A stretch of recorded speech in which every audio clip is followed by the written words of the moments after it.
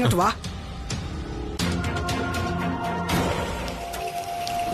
ശ്രീദേവി, എല്ലാരും ഇങ്ങോട്ടൊന്ന് വന്നേ. വാ. ഇവിടെ താമസിക്കുന്നവരെ നല്ല ബെസ്റ്റ് പറ്റിപ്പ് പാർട്ടികളാ. നാട്ടിൽ നിന്ന് ഒളിച്ച് ഇവിടെ വന്ന് താമസിക്കുക. ചുമ്മാതാ. ഞങ്ങളുടെ സ്വത്ത് കൂടി അടിച്ചു മാറ്റിയിട്ട്. ശ്രീദേവി, മിണ്ടായിരിക്കും മനുഷ്യ. ഇതിനകത്തുള്ളവരെ പകൽമാന്യരാ, പകൽമാന്യര്. കൂടപ്പറപ്പിന്റെ ഓഹരി മുഴുവൻ പിടിച്ചു പറിച്ചിട്ട് നാട്ടിൽ നിന്ന് വന്നിരിക്കുക. ചേച്ചി. ചേച്ചിയോ? താനാരാ? ഞാനേ ഈ ഫ്ലാറ്റിലെ അസോസിയേഷൻ സെക്രട്ടറിയാ. എന്നാലേ സെക്രട്ടറി, ഈ 6B ഫ്ലാറ്റുകാരെ ഒന്ന് സൂക്ഷിച്ചോണേ. തറവാട് വകയും വീട് മുഴുവനും തട്ടിയെടുത്ത ആൾക്കാരാ. ഈ അഭ്യാസം കൊണ്ടൊന്നും ഒരു കാര്യവുമില്ല. കേട്ടല്ലോ, നിങ്ങൾ കേട്ടല്ലോ. ഇതാണ് കയ്യിലിരിപ്പ്. ഉണ്ണിത്താനെ, ആരാ ഇവരൊക്കെ? ഞാൻ പറഞ്ഞുതരാം. ഇദ്ദേഹത്തിന്റെ അനിയനാണ് ഇത്. ഞാൻ വൈഫ്. സ്വത്തിന്റെ കാര്യം സംസാരിക്കാൻ വന്നപ്പോ ഫ്ലാറ്റിൽ നിന്ന് ഇറങ്ങിപ്പോനാ പറഞ്ഞത്. കള്ളം പറയുന്നു. മഹാദേവ, നിന്റെ ഭാര്യ വിളിച്ചോണ്ട് വന്നോക്ക്. പിന്നെ വന്ന കാര്യത്തിന് തീർപ്പുണ്ടാക്കാതെ ഞാൻ ഇവിടെ ഇറങ്ങത്തില്ല. കുഞ്ഞമ്മേ, എന്താ? തറവാടുമായിട്ട് ബന്ധപ്പെട്ട കാര്യമല്ലേ, അതിവിടെയല്ല ചർച്ച ചെയ്യേണ്ടത്. അച്ഛൻ മങ്കൊമ്പിലേക്ക് വരും, നമുക്ക് അവിടെ വെച്ച് സംസാരിക്കാം. പറ്റിച്ച് പറഞ്ഞുവിടാനാണോ? അല്ല, അച്ഛൻ വരുമെന്ന് പറഞ്ഞാ വന്നിരിക്കും. അല്ലാതെ ഇവിടെ നിന്ന് ഒച്ച വെച്ചതുകൊണ്ട് എന്താ ഗുണം? വെറുതെ സമയം കളയാന്നല്ലാതെ. ശ്രീദേവി, എന്നാ പിന്നെ നമുക്കങ്ങ് പോയാലോ? മരുമോൾ ഇത്രയെങ്കിലും ഒഴിഞ്ഞു. അഭിപ്രായം പറയേണ്ട ആള് മാത്രം ഒന്നും പറഞ്ഞില്ല. എന്റെ അഭിപ്രായമാണ് മീര പറഞ്ഞത്. ഞാൻ തറവാട്ടിലേക്ക് വരുന്നുണ്ട്, അപ്പൊ സംസാരിക്കാം. അയ്യോ,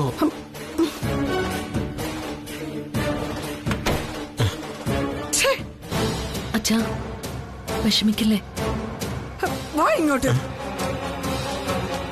അങ്ങോട്ട് ഇറങ്ങും.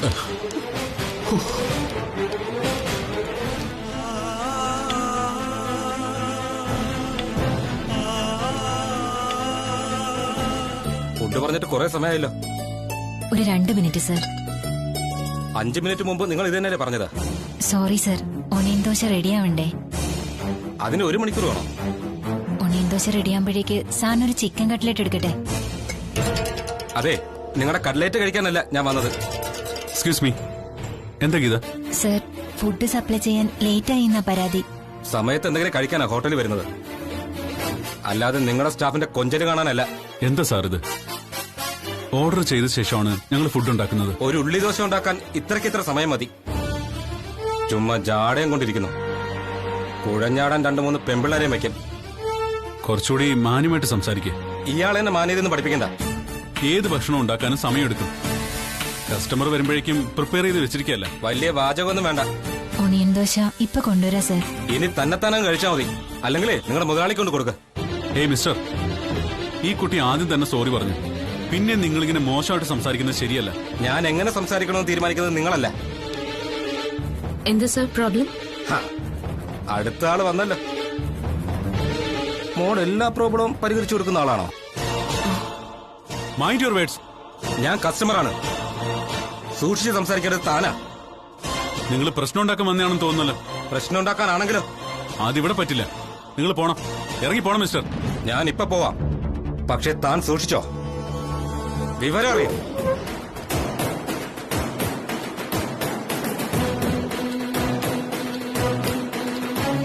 എന്തൊക്കെയാണ് സർ ഇത്? എനിക്കാകെ പേടി തോന്നുന്നു. ആരെയും ഭയപ്പെട്ട് ജീവിക്കാനൊന്നും പറ്റില്ല. ആദ്യമായിട്ടാ ഇവിടെ ഇങ്ങനെ ഒരു സംഭവം.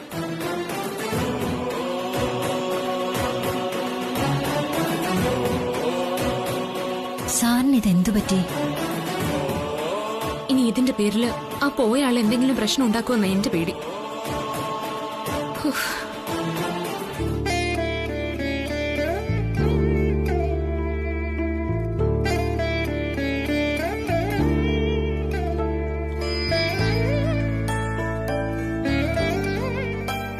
അച്ഛാ, ദാ നാരങ്ങ വെള്ളം. ഇപ്പൊ വേണ്ട. മങ്കൊമ്പിന്ന് മഹാദേവൻ ചിറ്റപ്പനും കുഞ്ഞമ്മയും വന്ന് ബഹളം വെച്ചത് അച്ഛന് ഭയങ്കര നാണക്കേടായിപ്പോയി.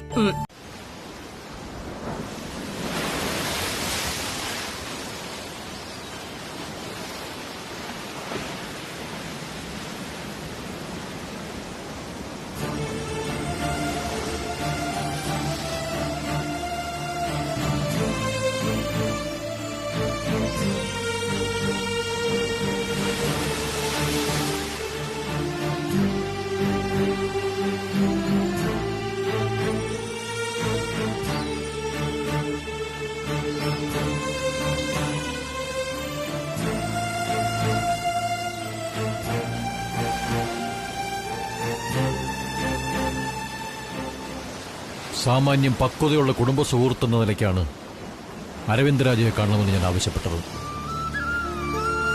ഇതുവരെ നിങ്ങളോട് സംസാരിച്ചതിൽ നിന്ന് വ്യത്യസ്തമായ ഒരു കാര്യമാണ് എനിക്ക് പറയാനുള്ളത്. കുറച്ച് സമയം ചെലവഴിക്കാൻ ബുദ്ധിമുട്ടുണ്ടോ? ഇല്ല സർ. താങ്ക്സ്. ഒരുപാട് മരണങ്ങൾ മുന്നിൽ കണ്ട ഒരു പട്ടാളക്കാരനാണ് ഞാൻ. മരണത്തെ ഒരിക്കലും ഞാൻ ഭയപ്പെട്ടിരുന്നില്ല. പക്ഷേ ഇപ്പോൾ ഭയക്കുന്നു. അത് ജീവിതത്തോടുള്ള കൊതി കൊണ്ടല്ല, മറിച്ച് മീരെ ഓർത്തുള്ള ആധികാരണമാണ്. കൊച്ചുമോനിൽ എനിക്ക് വലിയ പ്രതീക്ഷയുണ്ടായിരുന്നു. പക്ഷേ ഇപ്പോൾ ആ പ്രതീക്ഷയ്ക്ക് മങ്ങലേറ്റിരിക്കുന്നു.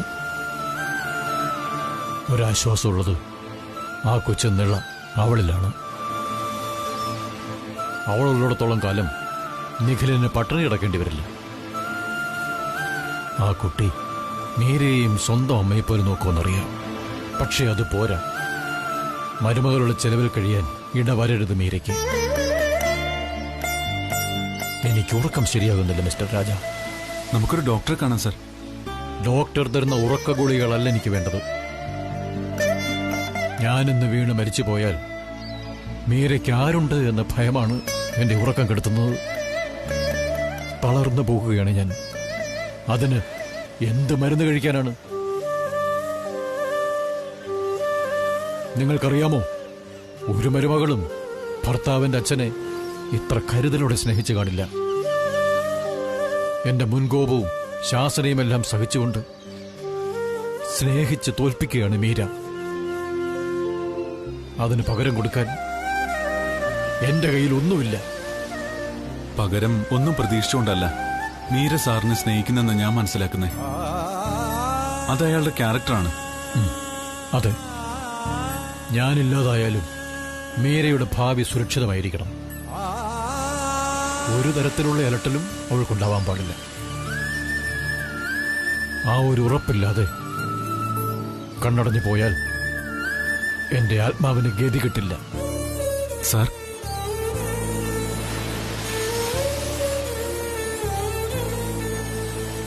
ലോകപരിചയമുള്ള നിങ്ങൾക്ക് എന്റെ ആശങ്ക മനസ്സിലാവും. മീരയുടെ സ്വഭാവം ഏറെക്കുറെ അറിയാവല്ലോ രാജയ്ക്ക്. ആ പുറമേ കാണുന്നതാണ് അവൾ. കാപട്യങ്ങളില്ല. കപടമായി പെരുമാറാനും അറിയില്ല. അതെല്ലാം മനസ്സിലാക്കി മീരയെ ഉൾക്കൊള്ളാൻ ഒരാൾ വേണം. ജീവിക്കാൻ ആവശ്യമായ ചുറ്റുപാടുകളുള്ള മാന്യനായ ഒരാൾ. മീര ചെറുപ്പമാണ്. ജീവിതം ഇനിയും ബാക്കിയുണ്ട്. അവൾക്കും ഞങ്ങളുടെ കുടുംബത്തിനും ചേർന്ന ഒരാളെ കണ്ടെത്തണം. മീരെ ആ കൈകളിൽ ഏൽപ്പിക്കണം. അല്ലാതെ എനിക്ക് സമാധാനമാവില്ല. അങ്ങനെ ഒരു വ്യക്തിയെ കണ്ടെത്തണം.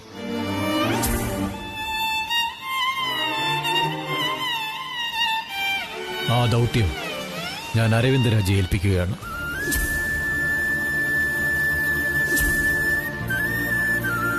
മീരയ്ക്ക് അനുയോജ്യനായ ഒരു ഭർത്താവിനെ നിങ്ങൾ കണ്ടുപിടിച്ചു തരണം.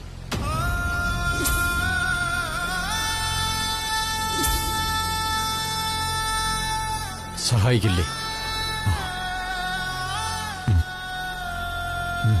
സഹായിക്കണം.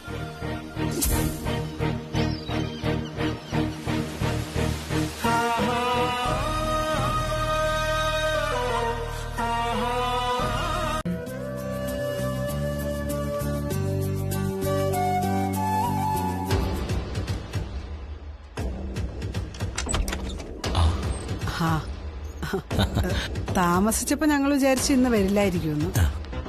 ആ, ഇത് നിഖിലിന്റെ പെണ്ണല്ലേ? ആ പ്രയോഗം കൊള്ളാം. നിഖിലിന്റെ പെണ്ണ് കലക്കി. ഇനി നിഖിലിനെ കാണുമ്പോ നീലയുടെ ചെക്കൻ എന്നും പറയാം.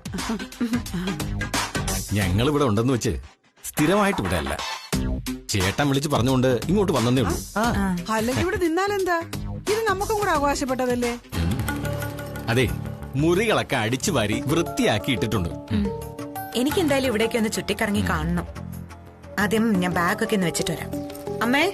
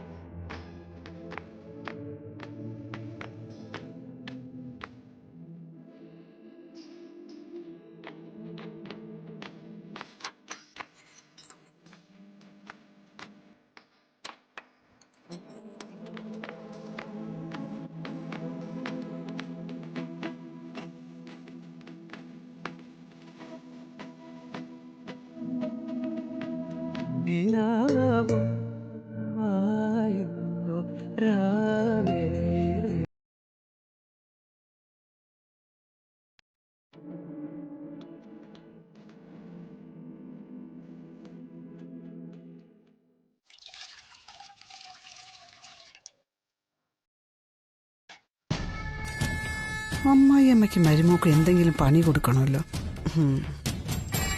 കുഞ്ഞമ്മേ, എല്ലാം ഓക്കെ ആണല്ലോ അല്ലേ?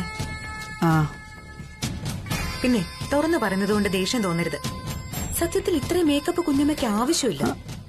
ഇത് ഓവർ. അതിന്റേതായ ഒരു വൃത്തികേട് കാണാനും ഉണ്ട്. ഇത് മേക്കപ്പ് എന്ന് ആര് പറഞ്ഞു? ഒറിജിനൽ സൗന്ദര്യ. അപ്പൊ ഇതെന്തുവാ? അതൊന്നുമില്ല. പിന്നെ എന്തുണ്ടാക്കുവാ? കണ്ട അറിഞ്ഞൂടെ? പാലെന്ന് പറയും. മഹാദേവൻ ചേട്ടൻ ഇടയ്ക്കിടയ്ക്ക് പാല് കുടിക്കണം. ആണോ? നീ ഇതെന്തിനുള്ള പോക്കാ? അതെ, മുത്തശ്ശന് ഇടയ്ക്കിടയ്ക്ക് ചായ കുടിക്കണം, അതാ. അപ്പൊ ചേട്ടന് കുടിക്കാനുള്ള പാലോ? എന്റെ കുഞ്ഞമ്മ, അത് ഇനിയും തിളപ്പിച്ചൂടെ? മുത്തശ്ശനല്ലേ പ്രായ കൂടുതല്. തന്നെയല്ല, ഞങ്ങൾ ഇവിടെ അതിഥിയല്ലേ കുഞ്ഞമ്മേ. അതിഥി ദേവോ ഭവ എന്നാണ്. ആ, നിന്റെ വിളച്ചിലൊന്നും എന്റെ അടുത്തെടുക്കല്ലേ. ഈ ചായ ഉണ്ടാക്കുന്നതേ അത്ര വലിയ വിളച്ചിലാണോ? ഇത്ര ലോലമായി പോയല്ലോ കുഞ്ഞമ്മയുടെ മനസ്സ്. കണ്ടാ വലിയ പുള്ളിക്കാരിയാണെന്നൊക്കെ തോന്നും. ഞാൻ പുള്ളിയാണോ വള്ളിയാണെന്നൊക്കെ കാണിച്ചു തരാം നിനക്ക്. ആ,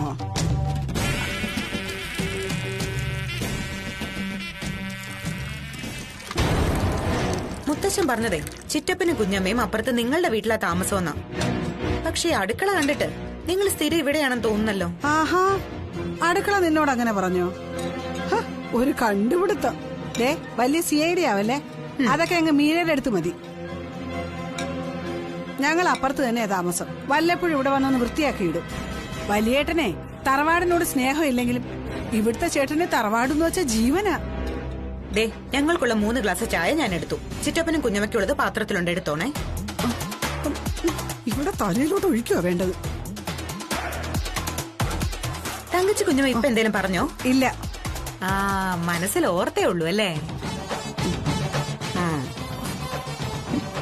ഇവളെ ഞാൻ ഇനി ഇതിനകത്ത് കേറുന്ന എനിക്കൊന്ന് കാണണം.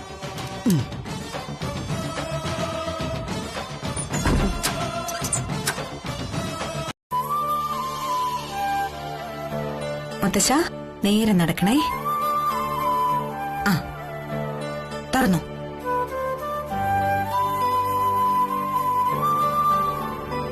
ഭഗവാനേ, കൃഷ്ണ ഗുരുവായൂരപ്പ. ആ, നേരെ പോണേ. അമ്മയ്ക്ക് വിടട്ടെ. തൊഴുതോ.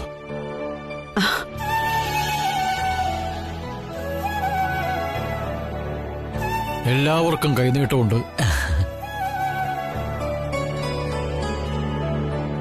ദാമോളെ, ഇത് മേരിക്ക് മേടിച്ചോ. വാങ്ങിച്ചോളാം. കണി കണ്ട് കൈനീട്ടവും കഴിഞ്ഞ സ്ഥിതിക്ക് ഇന്നലെ പറഞ്ഞ വിഷയത്തിന് ഒരു തീരുമാനം വേണ്ടേ? ഈ വീടിന്റെ ഈ സ്ഥലത്തിന്റെയും കാര്യമാണ്. ചേട്ടന് 25 ലക്ഷം രൂപയുടെ ആവശ്യമുണ്ട്. അതുകൊണ്ട് ഞങ്ങളത് തരണമെന്നാണോ? നിങ്ങളുടെ കയ്യിൽ 5 ലക്ഷം രൂപയുണ്ട്. അതുകൊണ്ട് അത് വാങ്ങി അതിന്റെ 10 മടങ്ങ് വിലയുള്ള സ്ഥലം നിങ്ങൾക്ക് തരാനോ? മേഡം ഒന്ന് സംക്രാന്തിയായിട്ട് രാവിലെ അതും ഇതും പറഞ്ഞ് സമയം കളയാതെ 5 ലക്ഷം വാങ്ങിച്ച് കച്ചവടം ഉറപ്പിക്കാൻ നോക്ക്. ആ കച്ചവടം നടക്കില്ല ശ്രീദേവി. ഞാൻ വിചാരിച്ചാലും നടക്കില്ല. കാരണം മങ്കൊമ്പിൽ തറവാടും സ്വത്തും ക്രയവിക്രയം ചെയ്യാനുള്ള അവകാശം രാധാകൃഷ്ണൻ ഉണ്ണിത്താനല്ല, എന്റെ മകന്റെ ഭാര്യയ്ക്കാണ്.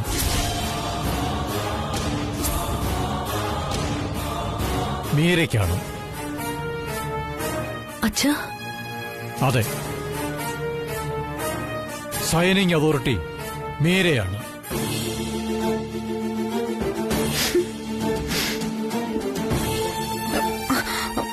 മീരെ, ഞാനായിട്ട് ഒരു തീരുമാനത്തിനുമില്ല. അച്ഛൻ പറയുന്നത് ഞാൻ അനുസരിക്കും.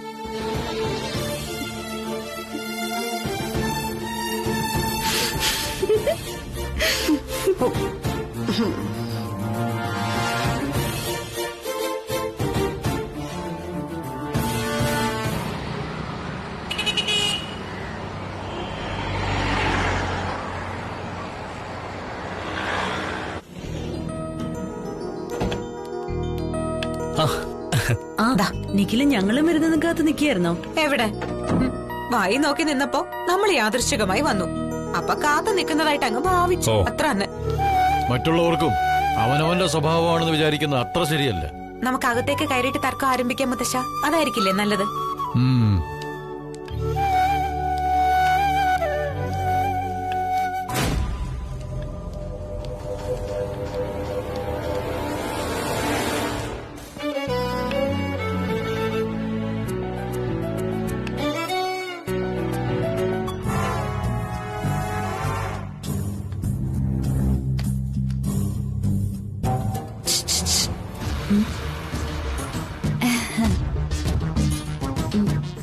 ചേച്ചി വരുന്ന വഴിയാണോ?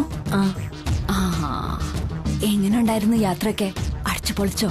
തറവാട്ടി പോയതല്ലേ വിമലെ? എന്നാലും ചേച്ചി പെട്ടെന്ന് ഇങ്ങ് വന്നല്ലോ. ഞാൻ കരുതിയേ ആലപ്പുഴന്ന് ബാംഗ്ലൂരൊക്കെ പോയിട്ട് ചേച്ചി തിരിച്ചു വരുള്ളൂന്നാ. ബാംഗ്ലൂരോ? ഞങ്ങൾ എന്തിനാ ബാംഗ്ലൂർ പോന്നെ? അവിടെ അല്ലേ നിഖിലിന്റെ ഹെഡ് ഓഫീസ്. നേരിട്ട് സങ്കടം പറഞ്ഞാലേ ചിലപ്പോ ശിക്ഷ റദ്ദാക്കിയാലോ? വിമല പറയുന്നത് എനിക്ക് മനസ്സിലാവുന്നില്ലല്ലോ. ഓ, ഒന്നും മനസ്സിലാവുന്നില്ലെന്ന് മീരച്ചി നടിക്കുന്നതല്ലേ? സ്വന്തം മകന്റെ ജോലിയുമായി ബന്ധപ്പെട്ട് ഒരു പ്രധാന വിഷയം ഉണ്ടായിട്ടും അമ്മ അറിയാതിരിക്കോ? അതും മീര ചേച്ചി പോലൊരമ്മ. സത്യം പറയാലോ, കമ്പനിയിലെ ജോലിന്ന് നിഖില് തെറിച്ചോന്നറിഞ്ഞപ്പോ ഞാൻ ഞെട്ടിപ്പോയി.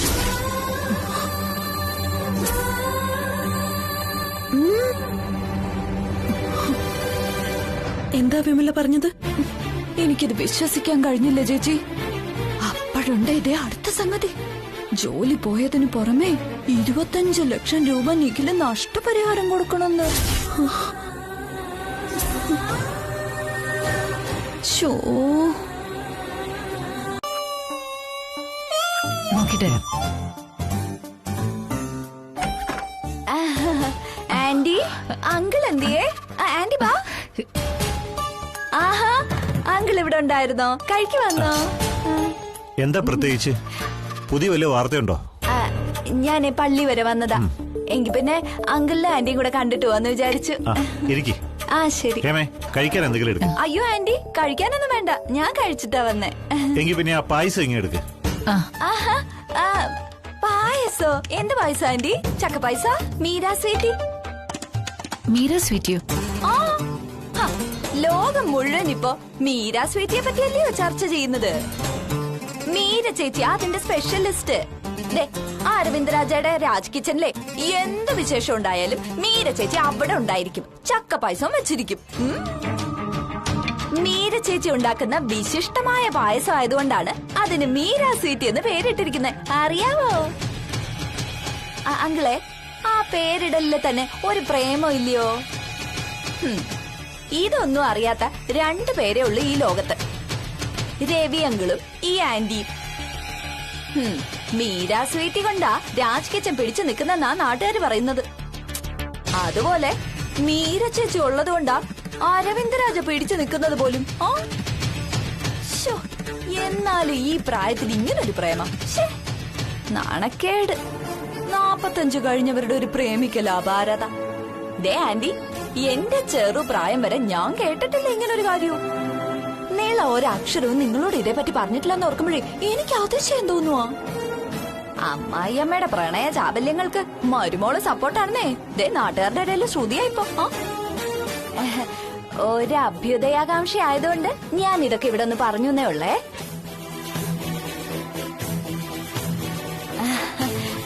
പിന്നെ അങ്കിളെ, മറ്റേ കാര്യം അറിഞ്ഞു കാണുമല്ലോ, മരുമോന്റെ ജോലി പോയ കാര്യം. കഷ്ടം, നിഖിലിപ്പോഴേ ഈച്ച അടിച്ചോണ്ട് നടക്കുവാ. എന്നാലും ആന്റി, ഇങ്ങനൊരിടത്തേക്കാണല്ലോ നിങ്ങൾ മോളെ കെട്ടിച്ചു വിട്ടത്.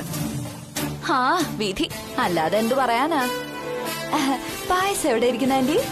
അടുക്കളയിലായിരിക്കല്ലേ?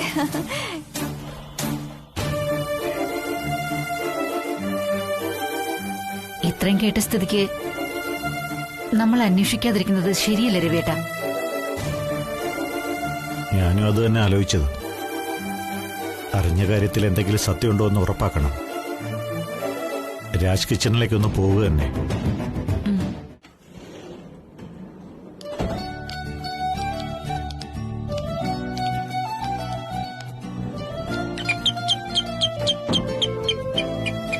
ഹേമേ, അതും ഇതും കയറി സംസാരിക്കല്ലേ. നമ്മൾ വന്നതേ പ്രശ്നം ഉണ്ടാക്കാനല്ല.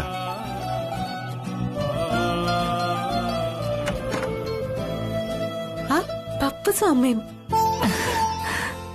എന്താ വിരുന്നുകാരെ പോലെ പുറത്തു നിൽക്കുന്ന? അതൊക്കെ വാ.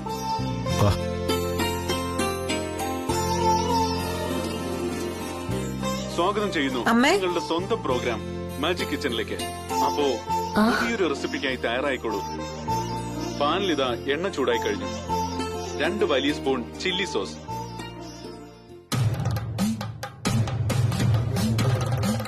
2 വലിയ spoon soya sauce,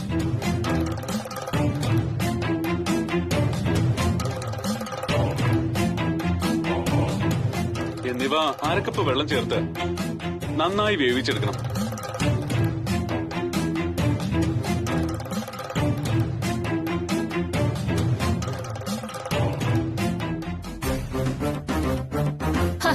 T V ഇരുന്നോട്ടെ മോളെ. മീര ഒരു കാര്യം ശ്രദ്ധിച്ച് എഴുതിക്കൊണ്ടിരിക്കല്ലേ? സാരമില്ല, നാളെ ഇതിന്റെ റിപ്പീറ്റ് ഉണ്ട്.